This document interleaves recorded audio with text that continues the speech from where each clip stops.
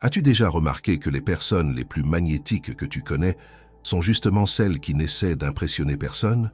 Il y a quelque chose de troublant dans cette constatation, n'est-ce pas?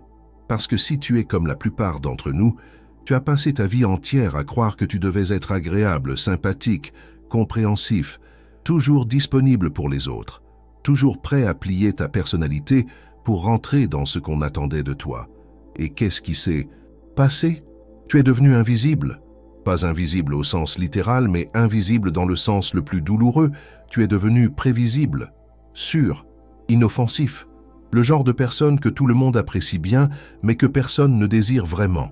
Le genre de personne qu'on oublie facilement dans une conversation, qu'on ne rappelle pas, qu'on ne cherche pas. Tu sais pourquoi? Parce qu'en essayant de plaire à tout le monde, tu as effacé ce qui te rendait unique. Tu as étouffé cette étincelle sauvage qui brûlait en toi. Cette part de toi qui disait non, qui avait des opinions tranchées, qui osait déranger. Carl Jung l'a dit avec une clarté brutale. Tout ce qui nous irrite chez les autres peut nous mener à une compréhension de nous-mêmes. Et ce qui t'irrite le plus, c'est probablement de voir des gens moins gentils que toi attirer l'attention que tu mérites. Mais voici la vérité que personne ne te dira. Cette gentillesse excessive n'est pas de la bonté, c'est de la peur. La peur d'être rejeté, la peur de déplaire. La peur de montrer qui tu es vraiment et de découvrir que ce n'est pas assez. Alors tu t'es construit un masque si parfait, si lisse, si agréable que même toi, tu as fini par oublier le visage qu'il cache. Tu as appris à anticiper les besoins des autres avant même qu'ils les expriment. Tu as développé ce sixième sens douloureux qui te fait dire exactement ce que les gens veulent entendre. Et maintenant tu es épuisé de jouer un rôle qui ne te ressemble plus, épuisé de sourire quand tu as envie de crier, épuisé de dire oui quand tout ton être hurle non. Il y a quelque chose en toi qui se réveille, une voix sourde qui murmure que ça suffit, que tu mérites mieux que cette existence en demi-teinte, que tu mérites d'être désiré pour qui tu es vraiment, pas pour le service que tu rends. Cette voix, c'est ton âme qui réclame sa liberté. C'est ta véritable nature qui frappe à la porte de ta conscience, et elle a quelque chose d'urgent à te dire. Aujourd'hui, nous allons explorer ensemble ce qui arrive quand tu arrêtes de mendier l'approbation, quand tu cesses de te contorsionner pour rentrer dans les attentes des autres, quand tu oses enfin déplaire pour révéler ta véritable essence. Car il y a un secret que peu de gens connaissent. L'authenticité est l'aphrodisiaque le plus puissant qui existe. Jung nous a prévenus. Le privilège d'une vie entière, c'est d'être qui vous êtes vraiment. Mais combien d'entre nous osent réellement saisir ce privilège? Ce dont nous parlons aujourd'hui, ce n'est pas simplement d'arrêter d'être agréable, c'est de comprendre pourquoi tu as construit cette prison de complaisance autour de toi. C'est de reconnaître que derrière chaque sourire forcé, chaque « ça ne me dérange pas », chaque « comme tu veux », se cache une blessure profonde. Cette blessure a un nom, la peur de l'abandon. Elle s'est installée en toi probablement très tôt, peut-être quand tu étais enfant, et que tu as compris intuitivement que l'amour était conditionnel, que pour être aimé, il fallait être sage, pour être accepté, il fallait ne pas faire de vagues, pour appartenir, il fallait se faire tout petit. Alors tu as développé ce que Jung appelait un faux self, une personnalité de façade, conçue pour la survie émotionnelle. Tu es devenu expert dans l'art de lire les micro-expressions des autres, de détecter leurs humeurs, d'adapter ton comportement en temps réel pour maintenir leur bienveillance. Mais voici ce que personne ne t'a dit. Cette stratégie qui t'a protégé enfant est en train de te détruire adulte. Parce qu'en réalité, quand tu passes ta vie à essayer de plaire, tu envoies un message subliminal dévastateur. Je ne suis pas assez bien tel que je suis. Tu communiques inconsciemment ta propre dévalorisation. Et les autres le ressentent, même s'ils ne peuvent pas l'expliquer. C'est pourquoi les personnes qui t'attirent le plus sont souvent celles qui semblent à s'en ficher de ton opinion. Il y a quelque chose de magnétique dans leur indifférence apparente, quelque chose qui réveille en toi un désir primitif de conquête, de validation. Mais regarde bien, ce ne sont pas des personnes méprisantes ou froides. Ce sont des personnes qui ont fait la paix avec le fait de ne pas être aimées de tous. Elles ont compris que plaire à tout le monde, c'est ne plaire à personne vraiment. Jung l'exprimait ainsi. Votre vision devient claire quand vous regardez dans votre cœur. Celui qui regarde vers l'extérieur rêve. Celui qui regarde vers l'intérieur s'éveille. Le problème, c'est que regarder vers l'intérieur fait peur. parce qu'à l'intérieur, tu risques de découvrir que tu as des opinions controversées, que tu as des désirs que tu juges inacceptables, que tu as de la colère, de la jalousie, de l'égoïsme, toutes ces émotions que tu as passé ta vie à réprimer pour rester gentil, mais ces parts de toi que tu as rejetées, Jung les appelait l'ombre. Et voici le paradoxe, c'est en intégrant ton ombre que tu deviens entier. C'est en acceptant tes parts sombres que tu révèles ta lumière authentique. Car l'irrésistibilité ne vient pas de la perfection, elle vient de la totalité, de l'acceptation inconditionnelle de qui tu es, avec tes failles, tes contradictions, tes aspérités. Il était une fois une rivière qui coulait paisiblement vers l'océan. Sur son chemin, elle rencontrait des rochers, et chaque fois, au lieu de les contourner avec sa force naturelle, elle s'excusait, se divisait en 1000 petits ruisseaux pour ne déranger personne. Avec le temps, ces ruisseaux devinrent si fins qu'ils disparurent dans la terre. La rivière avait tant voulu éviter le conflit qu'elle avait perdu sa propre essence. C'est l'histoire de ton archétype dominant, le martyr complaisant. Cet aspect de ta personnalité qui a appris à se sacrifier pour maintenir la paix, qui préfère s'évaporer plutôt que de bousculer quoi que ce soit. Mais Jung nous enseigne qu'en chacun de nous vit aussi l'archétype du roi ou de la reine, cette part souveraine qui connaît sa valeur intrinsèque et n'a pas besoin de la validation externe pour exister.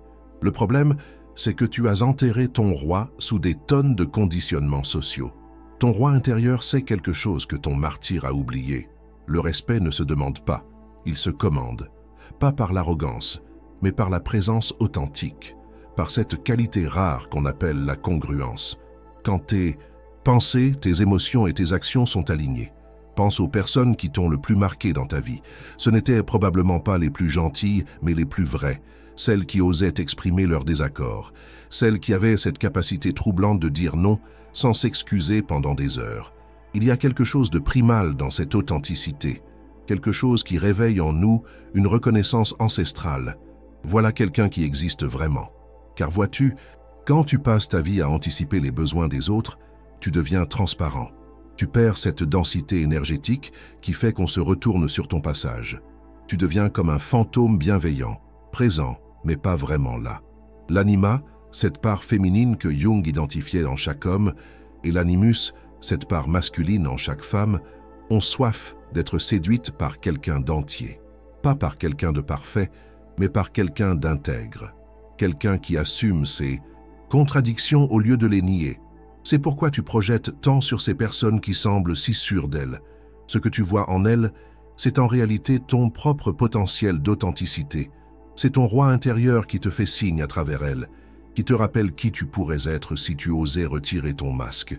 Mais retirer le masque, c'est accepter de mourir symboliquement. C'est accepter que la version de toi qui a survécu en étant agréable doit disparaître pour que naisse celui qui existe en étant vrai. Cette mort symbolique, les alchimistes l'appelaient nigredo, l'œuvre au noir. Cette phase où tout ce qui est faux en toi doit se dissoudre pour que l'or de ta véritable essence puisse apparaître. Et cette dissolution, elle commence par un acte simple mais radical. Dire non. Prends une feuille et écris une lettre à cette part de toi qui a passé sa vie à dire oui. Commence par « Cher moi », qui avait si peur de déplaire. Remercie-la pour sa protection. Puis, explique-lui pourquoi il est temps de prendre ta retraite du métier de faire plaire. Termine par « Je te libère de cette mission impossible ». Exercice 2. Le rituel du non sacré. Choisis un petit objet qui représente pour toi la complaisance. Peut-être un bijou que tu portes toujours pour plaire aux autres, ou un vêtement que tu détestes mais que tout le monde aime bien sur toi. Tiens cet objet dans tes mains et dis à voix haute « Je choisis ma vérité plutôt que votre confort ». Puis, range-le dans un tiroir. Chaque fois que tu auras envie de le remettre, souviens-toi de ce moment. Exercice 3. La ligne du temps de tes renoncements. Dessine une ligne horizontale représentant ta vie. Marque dessus tous les moments où tu as renoncé à quelque chose d'important pour ne pas décevoir quelqu'un. Tes études, tes passions, tes opinions, tes rêves. Regarde cette ligne et laisse monter l'émotion. Cette tristesse que tu ressens. C'est ton âme qui pleure ces renoncements. Maintenant, voici la vérité qui va tout changer. Tu n'étais pas amoureux de leur approbation. Tu étais amoureux de l'idée d'être enfin assez bien. Cette phrase, grave-la dans ton esprit. parce qu'elle contient le secret de ta libération. Toute ta vie, tu as cru que le problème venait des autres, qu'ils étaient trop exigeants, trop difficiles à satisfaire.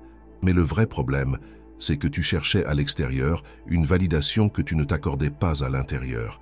Chaque fois que tu te contorsionnais pour plaire, tu envoyais un message à ton inconscient. Je ne vaux pas grand-chose tel que je suis. Et ton inconscient, fidèle serviteur, a créé une réalité qui correspondait à cette croyance. C'est pourquoi les gens te traitaient avec cette désinvolture polie. C'est pourquoi tes opinions comptaient moins que celles des autres. C'est pourquoi on t'appelait quand on avait besoin de quelque chose, mais qu'on t'oubliait quand il s'agissait de s'amuser. Exercice 4. Le miroir de la vérité. Ce soir, regarde-toi dans le miroir et pose-toi cette question fondamentale. Si je n'avais plus jamais besoin de l'approbation de qui que ce soit, qui serais-je? Laisse la réponse monter sans la censurer. Cette personne que tu vois apparaître, c'est ton vrai moi, celui que tu as enterré sous des années de conditionnement. Et cette personne-là, elle n'a pas besoin de plaire pour exister. Elle a juste besoin d'être. Il y a en toi un conflit ancestral qui se joue. D'un côté, l'enfant, blessé qui a appris que l'amour était une monnaie d'échange. Tu donnes de la gentillesse, tu reçois de l'affection. De l'autre, le souverain intérieur qui sait que l'amour véritable ne se marchande pas. Ce conflit, Jung l'a observé chez tous ses patients. Il l'appelait la tension entre le moi adaptatif et le soi authentique. Le moi adaptatif, c'est cette partie de toi qui a appris les règles du jeu social et qui les applique à la perfection. Le soi authentique, c'est cette force vitale en toi qui veut s'exprimer dans sa vérité brute. Quand tu étais enfant, tu as peut-être remarqué que certains de tes élans naturels, ta colère, tes désirs, tes refus, étaient mal accueillis. Alors tu as développé ce que les psychologues appellent un attachement anxieux. Tu as appris à moduler ton être en fonction des réactions de ton environnement. Mais voici ce que cet enfant ne pouvait pas comprendre. Il n'était pas responsable de l'amour qu'on lui donnait ou qu'on lui refusait. L'amour conditionnel qu'il recevait ne parlait pas de sa valeur, mais de l'incapacité des adultes autour de lui à aimer inconditionnellement. Aujourd'hui, adulte, tu continues à porter cette blessure. Tu projettes sur chaque nouvelle rencontre la même question angoissée. Que dois-je être pour être aimé? Au lieu de te demander « Est-ce que cette personne mérite mon amour authentique ?» C'est un renversement radical. Au lieu d'être dans la position du quémandeur, tu passes dans la position du donneur conscient. Tu deviens sélectif avec ton énergie, tes sourires, ton temps. Et c'est là que la magie opère. Les gens sentent instinctivement quand quelqu'un connaît sa valeur. Il y a quelque chose dans la posture, dans le regard, dans la façon de parler qui dit « Je suis complet en moi-même. Ta présence dans ma vie est un bonus, pas une nécessité. » Cette énergie-là, elle est irrésistible parce qu'elle réveille en l'autre son propre désir d'authenticité. Face à quelqu'un qui n'a pas besoin de lui, l'autre retrouve paradoxalement son désir de conquête, son envie de mériter cette attention. Jung disait « Nous ne devenons pas illuminés en imaginant des figures de lumière, mais en rendant consciente l'obscurité. Ton obscurité, c'est ce besoin compulsif de plaire, cette partie de toi qui préfère se nier plutôt que de risquer le rejet. Mais quand tu commences à regarder cette part avec compassion au lieu de la juger, quelque chose se transforme. Tu réalises que ce moi adaptatif a fait de son mieux avec les informations qu'il avait. Il t'a protégé comme il pouvait. Maintenant, tu peux le remercier et lui dire « C'est bon, je prends le relais. » Parce que maintenant, tu sais qui tu es. Et qui tu es, c'est assez. Il y a un moment dans chaque transformation profonde où la colère saine se réveille. Cette colère n'est pas destructrice, elle est créatrice. C'est l'énergie vitale qui dit « Stop, ça suffit. Tu as le droit d'être en colère contre toutes ces années. Perdu à te minimiser. Tu as le droit d'être furieux contre cette voix intérieure qui t'a convaincu que tes besoins étaient moins importants que ceux des autres. Tu as le droit de rager contre tous ces moments où tu as dit « ça va » alors que ça n'allait pas du tout. Cette colère, Jung l'appelait l'énergie de l'individuation. C'est la force qui pousse l'oiseau à casser sa coquille. C'est l'élan vital qui refuse la médiocrité et exige l'authenticité. Sans cela monter en toi maintenant. Cette révolte saine contre la personne que tu as prétendu être. Cette rébellion contre le rôle que tu as accepté de jouer. Cette insurrection de ton âme contre sa propre oppression. Exercice de libération immédiate debout. Maintenant. Mets tes mains sur tes hanches et dis à voix haute « Je ne suis plus à vendre ». Répète-le jusqu'à ce que tu le sentes vibrer dans tes os. « Je ne suis plus à vendre ». Tu sens cette énergie qui remonte? C'est ton pouvoir personnel qui ressuscite. C'est ton magnétisme naturel qui sort de sa hibernation. Parce qu'il faut que tu comprennes quelque chose d'essentiel. L'irrésistibilité n'est pas une technique qu'on apprend. C'est un état naturel qu'on retrouve. C'est ce qui reste quand on enlève tout ce qui est faux. Tous ces gens qui t'attirent irrésistiblement, ils n'ont pas un secret magique. Ils ont juste arrêté de mentir sur qui ils sont. Ils ont cessé de porter des masques. Ils se sont autorisés à exister dans leur vérité brute. Et cette vérité brute, elle dérange autant qu'elle fascine, parce qu'elle rappelle aux autres ce qu'ils ont abandonné. Elle leur montre le miroir de leur propre inauthenticité. C'est pour ça que certaines personnes vont mal réagir quand tu vas commencer à changer. Ton authenticité va les confronter à leur propre mascarade. Ton refus de jouer le jeu va mettre en lumière leur propre soumission. Laisse-les. Leur inconfort n'est pas ta responsabilité. Ta seule responsabilité, c'est d'être fidèle à qui tu es vraiment. De tenir bon quand la pression sociale va essayer de te ramener dans le rang. De continuer à dire ta vérité, même quand ça dérange. Parce que voici ce qui va se passer. Au début, tu vas peut-être te retrouver seul. Certaines relations vont tomber, parce qu'elles étaient construites sur ta fausse identité. Certaines personnes vont s'éloigner parce qu'elles ne reconnaissent plus le toi accommodant qu'elles avaient l'habitude d'utiliser. Mais ensuite, tu vas attirer des gens différents. Des gens qui t'aiment pour qui tu es, pas pour ce que tu fais pour eux. Des gens qui respectent tes limites au lieu de les tester. Des gens qui célèbrent ton authenticité au lieu de la craindre. Et soudain, tu vas comprendre ce que signifie vraiment être désiré. Dans l'alchimie ancienne, il y avait 3 phases principales de transformation. Nigredo, l'œuvre au noir, Albedo, l'œuvre au blanc, et Rubedo, l'œuvre au rouge. Ta transformation suit exactement ce processus. Le Nigredo, tu l'as déjà commencé. C'est cette prise de conscience douloureuse que la personne que tu as prétendu être doit mourir. C'est cette dissolution de tes anciens schémas, cette mort symbolique de ton faux self. Cette phase peut être troublante.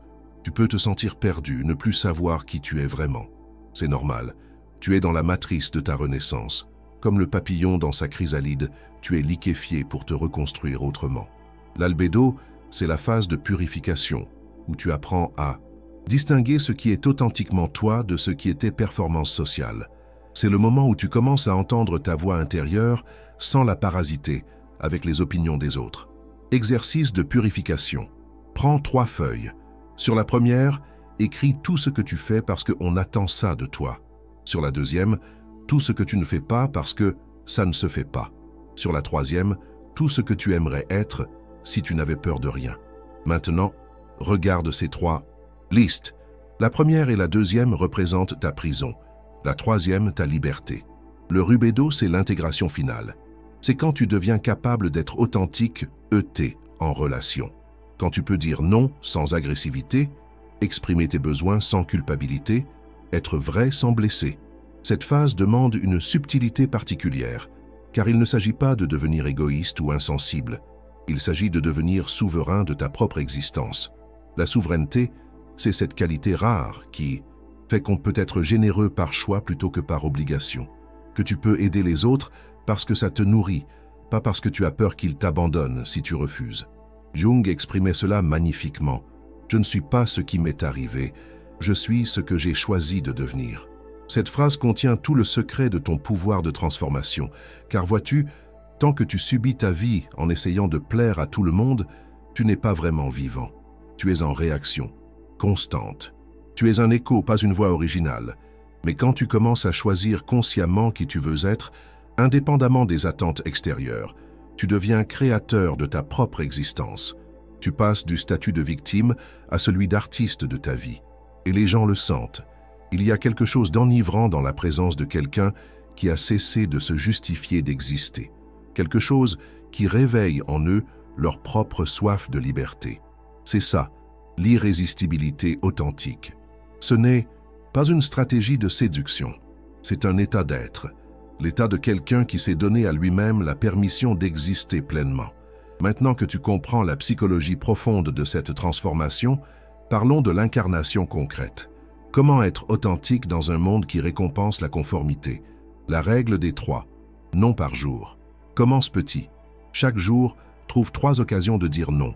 Pas par provocation, mais par fidélité à toi-même. Non, je ne peux pas rester plus tard au bureau aujourd'hui. Non, ce restaurant ne me dit rien. Non, je ne suis pas d'accord avec cette opinion. Au début, ton système nerveux va protester. Tu vas sentir cette anxiété familière monter. C'est ton enfant intérieur qui a peur d'être abandonné. Rassure-le. Nous expérimentons juste l'honnêteté. L'art de la pause sacrée. Quand quelqu'un te demande quelque chose, au lieu de répondre automatiquement « oui », prends une pause. Laisse-moi réfléchir et je te reviens. Cette simple phrase va révolutionner ta vie, parce qu'elle introduit la conscience là où il n'y avait que du réflexe conditionné. Exercice, le scan corporel de l'authenticité. Avant de répondre à toute demande, ferme les yeux une seconde et scanne ton corps. Que dit ton ventre? Que disent tes épaules? Ton corps sait toujours la vérité avant ton mental. S'il se contracte, c'est non. S'il se détend, c'est oui. Fais confiance à cette sagesse corporelle. La technique du « je ». Au lieu de dire « on devrait », dis « je pense que ». Au lieu de « il faut que », dis « j'aimerais que ». Cette subtilité linguistique réveille ton centre de pouvoir personnel. Tu passes de l'impersonnel à l'incarné. Observe ce qui se passe quand tu appliques ces pratiques. Tu vas remarquer que certaines personnes vont être déstabilisées. Elles avaient l'habitude du toi prévisible, malléable. Le nouveau toi les dérange parce qu'il les oblige à ajuster leur façon d'être en relation. Certains vont essayer de te faire culpabiliser. Tu as changé, tu es devenu égoïste. Avant, tu étais plus sympa. Ne mords pas à l'hameçon. Ces commentaires ne parlent pas de toi. Ils parlent de leur inconfort face à ton évolution. D'autres, par contre, vont être magnétiquement attirés par cette nouvelle énergie.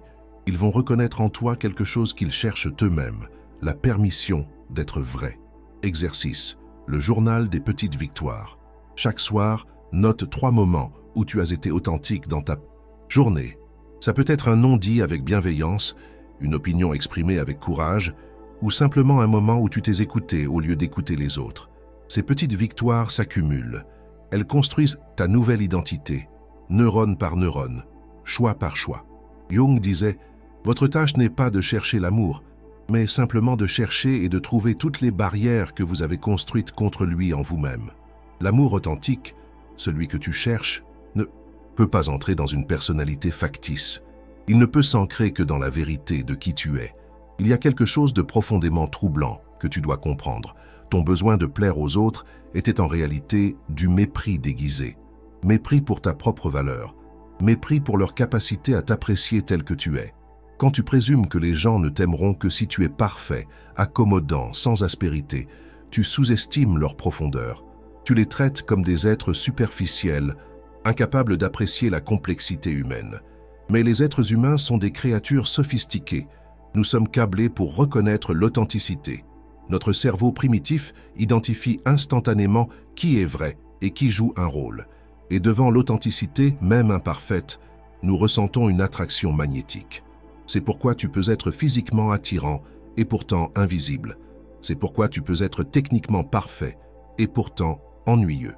L'attraction véritable ne vient pas de l'absence de défauts, elle vient de la présence totale. L'exercice de l'ombre intégrée. Fais la liste de 5 défauts que tu caches soigneusement aux autres. Ta susceptibilité, ton côté borné, tes moments d'égoïsme, tes jugements secrets, tes petites lâchetés. Maintenant, au lieu de les combattre, demande-toi « Comment ces aspects de moi pourraient-ils servir ma vérité ?» Ta susceptibilité cache peut-être une sensibilité précieuse. Ton côté borné révèle peut-être des convictions profondes. Ton égoïsme protège peut-être ton énergie vitale. Jung avait raison. L'ombre est la chose qu'une personne ne souhaite pas être. Mais c'est aussi là que se cache ton originalité, ta singularité, ton magnétisme. Les personnes les plus charismatiques que tu connais ont appris à danser avec leur ombre au lieu de la nier. Elles ont cette capacité troublante d'être vulnérables et fortes à la fois, douces et tranchantes, généreuses et sélectives. Question fondamentale. Si tu n'avais plus jamais besoin de l'approbation de qui que ce soit, comment te comporterais-tu différemment? Prends un moment pour vraiment visualiser cette version de toi. Comment marche-t-elle? Comment parle-t-elle? Comment regarde-t-elle les autres? Qu'est-ce qui émane d'elle? Cette version existe déjà en toi. Elle attend juste ta permission pour s'exprimer. Car voici le secret final. L'irrésistibilité n'est pas quelque chose qu'on ajoute à sa personnalité. C'est quelque chose qu'on révèle en enlevant tout ce qui est faux. Tu es né avec cette énergie magnétique. Tous les enfants l'ont, cette présence totale, cette spontanéité, cette capacité à exister, sans s'excuser. Tu l'as juste oubliée sous les couches de conditionnement social. Maintenant, il est temps de la retrouver. Il est temps de retirer les masques, de lâcher les rôles, de cesser la performance. Il est temps de te souvenir que tu n'as jamais eu besoin de permission pour être magnifique. Tu l'as toujours été. Tu as juste oublié. Imagine un phénix qui découvre qu'il n'a jamais eu besoin de brûler pour renaître, qu'il suffit qu'il arrête de se cacher ses propres flammes. Tu es ce phénix. Pendant des années, tu as cru que tu devais te consumer dans le regard des autres pour exister. Tu as cherché leur validation comme le feu extérieur qui donnerait un sens à ta vie. Mais le feu, il était en toi depuis toujours. Ce feu, c'est ton authenticité. Cette flamme unique qui ne ressemble à aucune autre. Cette signature énergétique qui te définit au-delà de tous les rôles que tu as pu jouer. Maintenant, sans cette flamme grandir, sans la consumer tout ce qui n'est pas vraiment toi, tes peurs de déplaire, tes stratégies de survie sociale, tes masques soigneusement ajustés, laisse tout brûler. Et de ces cendres, regarde qui émerge, quelqu'un qui n'a plus peur de son propre pouvoir, quelqu'un qui peut dire « je t'aime » et « je ne suis pas d'accord », quelqu'un qui peut être généreux par choix et égoïste par nécessité, quelqu'un qui peut être vulnérable sans être faible, fort sans être dur. Cette personne que tu deviens, elle ne plaît pas à tout le monde, et c'est exactement pour ça qu'elle est irrésistible à ceux qui comptent vraiment. Rituel de renaissance. Ce soir, écris sur un papier. Je libère la personne que j'ai prétendu être pour laisser place à celle que je suis vraiment. Brûle ce papier, en sécurité, et regarde les flammes emporter tes anciens schémas. Puis, devant ton miroir, dis cette phrase qui va devenir ton mantra de transformation. Je suis mon propre refuge et je ne dépends plus de personne pour connaître ma valeur. Répète-le jusqu'à ce que ça vibre dans chaque cellule de ton corps. Jung nous a laissé cette vérité lumineuse. Le privilège d'une vie entière, c'est d'être qui vous êtes vraiment. Aujourd'hui, tu commences à réclamer ce privilège. Oui, ça va demander du courage. Oui, certains vont être désorientés par ton changement. Oui, tu vas parfois douter et avoir envie de remettre tes anciens masques. Mais souviens-toi, chaque fois que tu choisis ta vérité plutôt que leur confort, tu redeviens un peu plus toi-même.